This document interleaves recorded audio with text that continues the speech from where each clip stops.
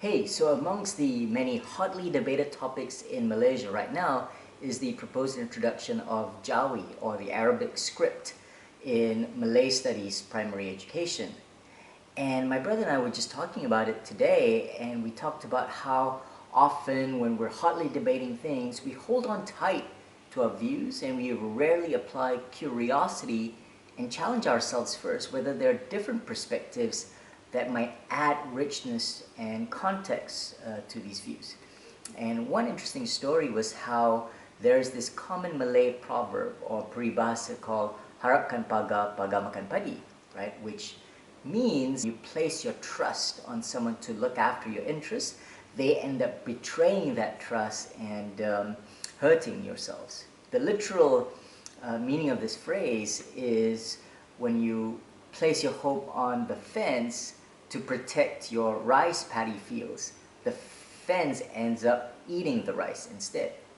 Now, I've always grown up thinking, yes, but we never really questioned, why is it that most rice paddy fields don't have fences? What fences are they talking about? And fences don't eat rice.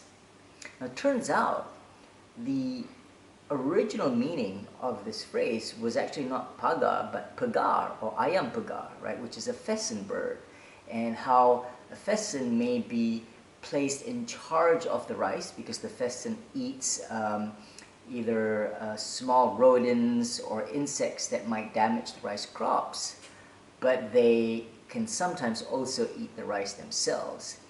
But decades ago, when Malay was primarily written in Jawi, there isn't a Jawi word for right? And so it was just pagara, right? Which could also be read as pagar, and that's kind of how it became harapkan pagar, pagar makan padi after we translated it from Jawi to Romanized letters.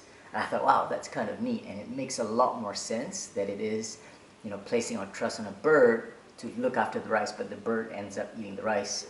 Makes a lot more sense than a fence eating a rice in the paddy fields.